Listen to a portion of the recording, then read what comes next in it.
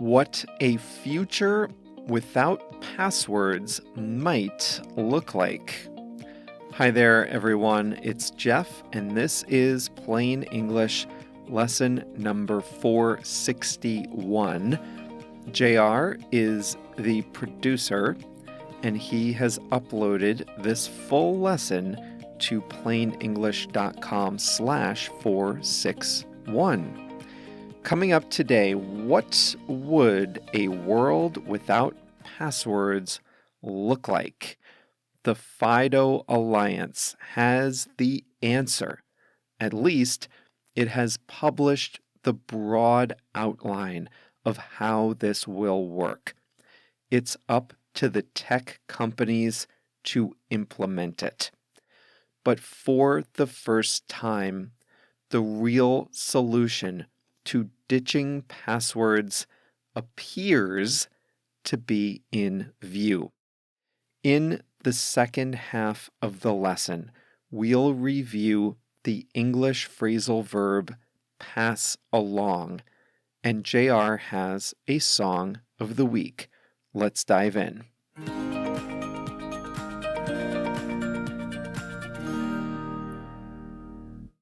On Monday's lesson, you learned about the FIDO Alliance, a group of technology industry leaders. They're all working together to improve authentication, the process of verifying your identity online and on devices. And last month, they released the technological blueprint for a future without passwords. If this comes to pass, you might never need to generate a password, use a password manager, or reset your password ever again. Is this too good to be true? It's still possible that something will go wrong. But the biggest players in the industry, including Google, Apple, and Microsoft, are convinced that this time it's true. The plan announced by FIDO has a good shot at success. I couldn't explain all the technical details even if I wanted to, but here's the main idea. Almost everyone has access to a smartphone, and smartphones have biometric authentication built in. Users can open their phones and verify their identities with a thumbprint or with facial recognition. New computers have biometric verification too, so anyone can use their thumbprints or faces to log into any newer computer that they have permission to use. This is far more secure than a password. To date, though, this added security only applies to opening a phone or computer. Once we've opened the device, we have to rely on passwords to access other sites.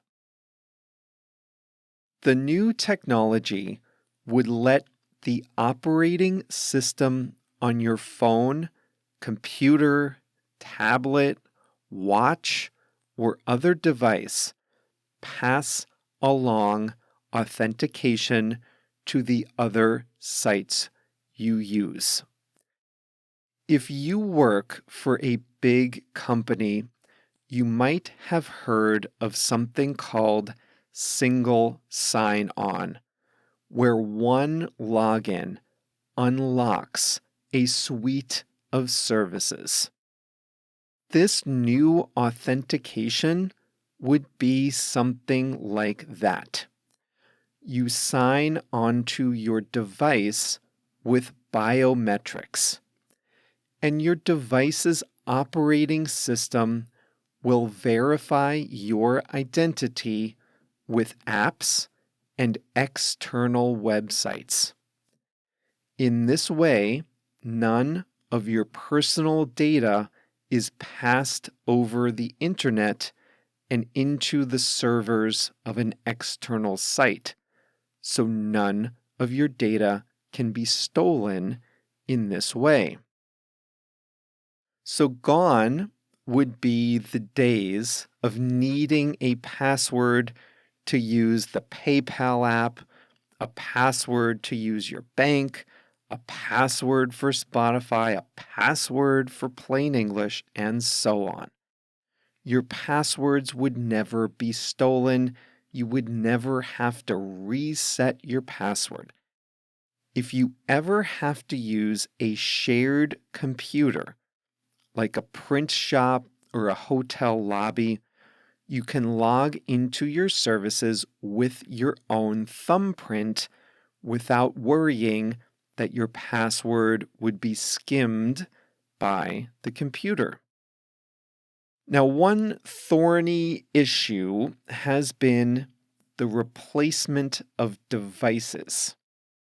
Let's say you log into your Android phone and that single login provides access to all your other apps without a password. Now, let's say you lose your phone. The thief won't be able to access your data because he won't have your thumbprint. But if your phone was the way you accessed all your other services, then you're out of luck. This was the final piece to come together. The FIDO researchers figured out a way to use Bluetooth to securely pass authentication along from one device to another. So go back to the example when you lose your phone. Now let's say you log into your computer using your thumbprint. You can use Bluetooth to pass your authentication along from your computer to the new Android phone that arrives in the mail. And voila! In replacing your lost phone, your security wasn't compromised, and in a few minutes, your new phone has all the apps you previously used, and you can go on with your life. You would follow the same process anytime you get a new device, whether that's a new computer, phone, tablet, watch, whatever. You would take a device you've already authenticated and pair it with the new one. But wait, you might be saying, what happens if you only have one device? And that is one of the roadblocks to the new system. Many people have only a smartphone, so if they lose it, they'd also lose access to all their services until they could re-authenticate themselves on a new device. There are also a lot of old devices that don't have any type of biometric security.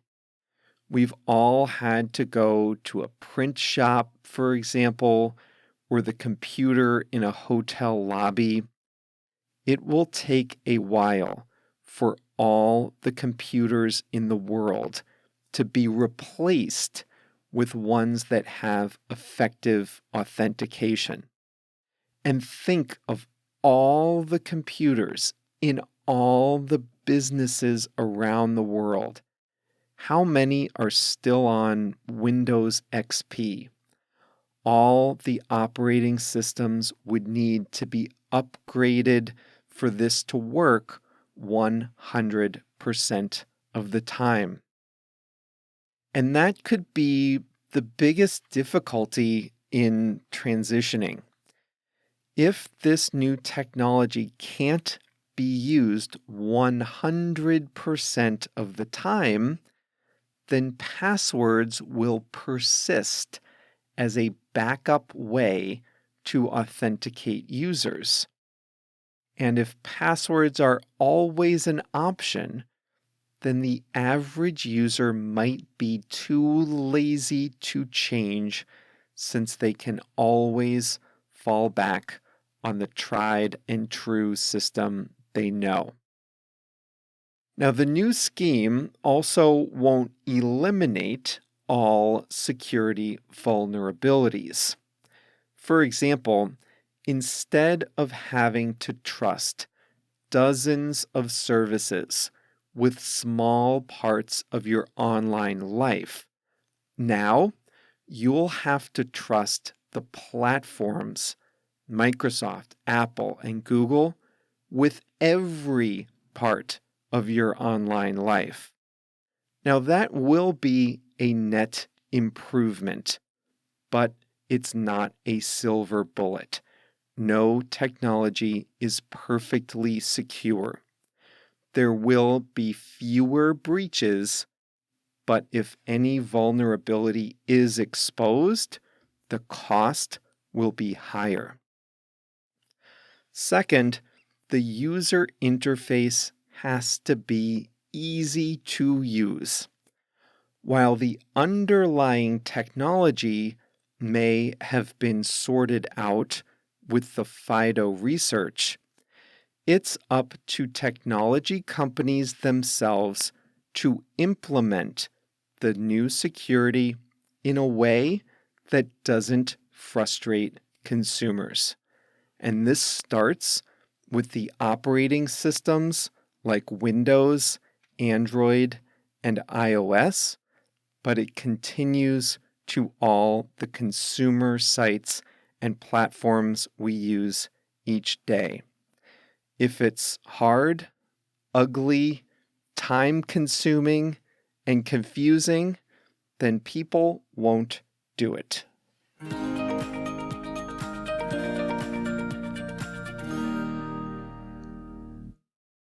I trust Apple to make this a seamless, user-friendly process. I'm not so sure about Microsoft. Microsoft always finds a way to build in an exasperating step that makes no sense. Regardless, I will be an early adopter of this. Nothing drains my energy more than having to reset my password. I have Windows 11 now on my plain English computer, and I'm going to start exploring ways to use biometric authentication. And Microsoft, for example, announced that you can now log into all of its services, Office Online, Outlook Online, without a password. So I'll try that and I'll let you know how it goes.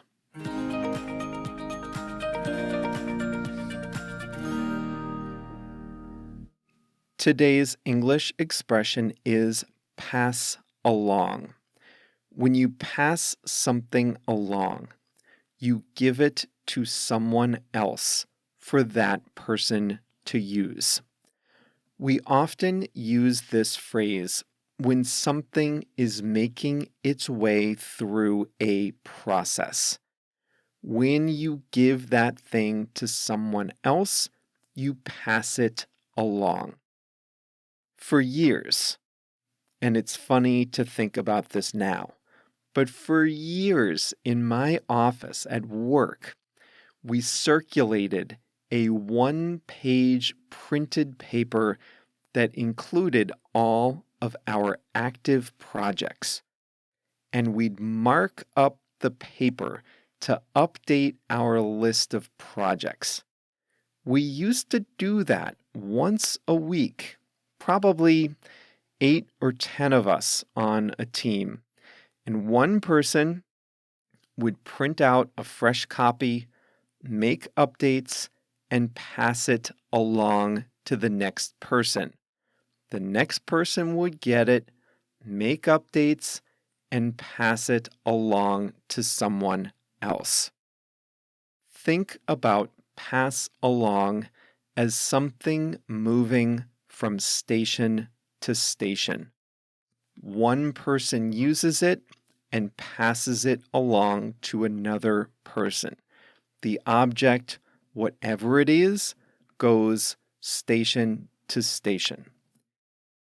You can use pass along as instructions for someone else.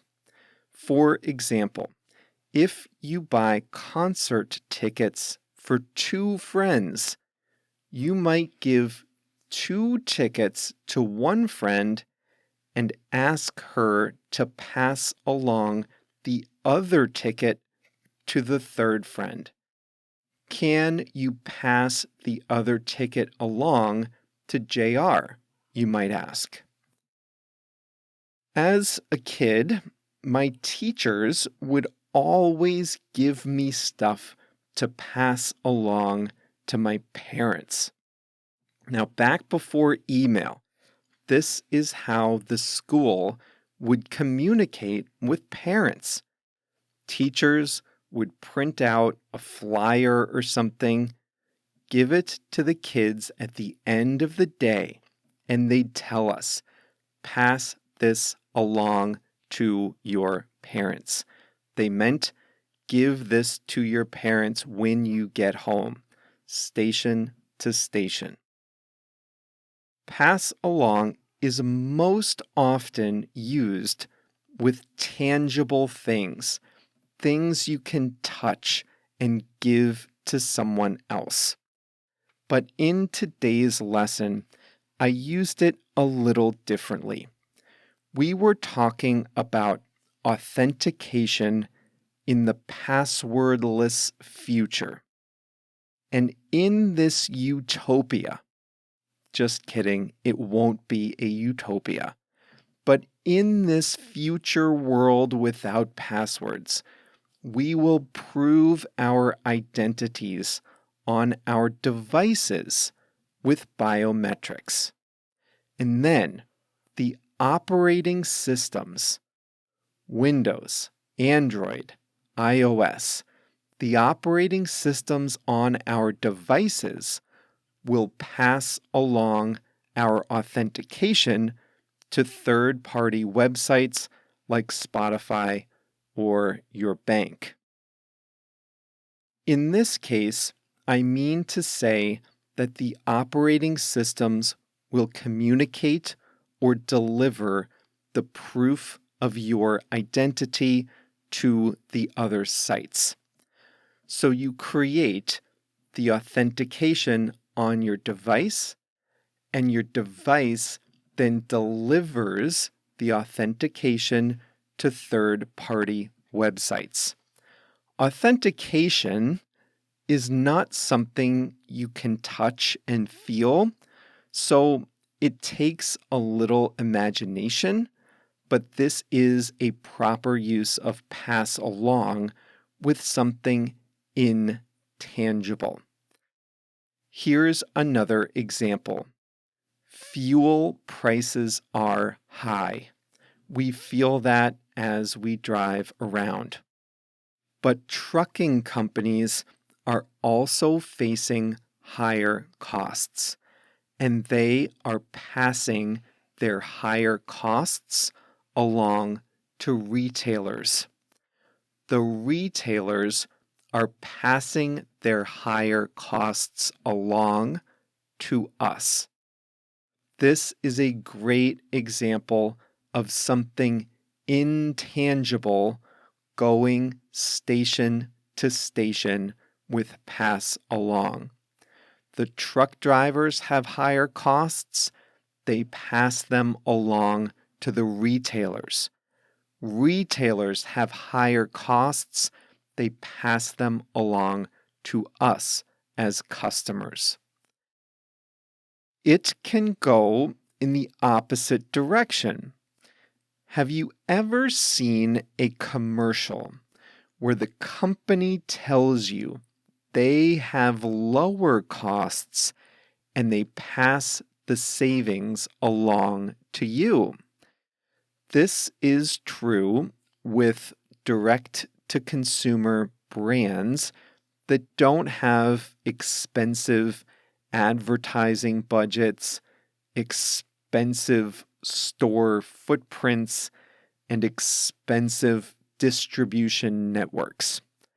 Warby Parker, for example, discovered that you can make glasses for a lot less than what most glasses cost in a store. So they built a lean business online at first, and they passed the savings along to the customers. That means they had lower costs, and they passed the savings along to customers by charging less for their glasses.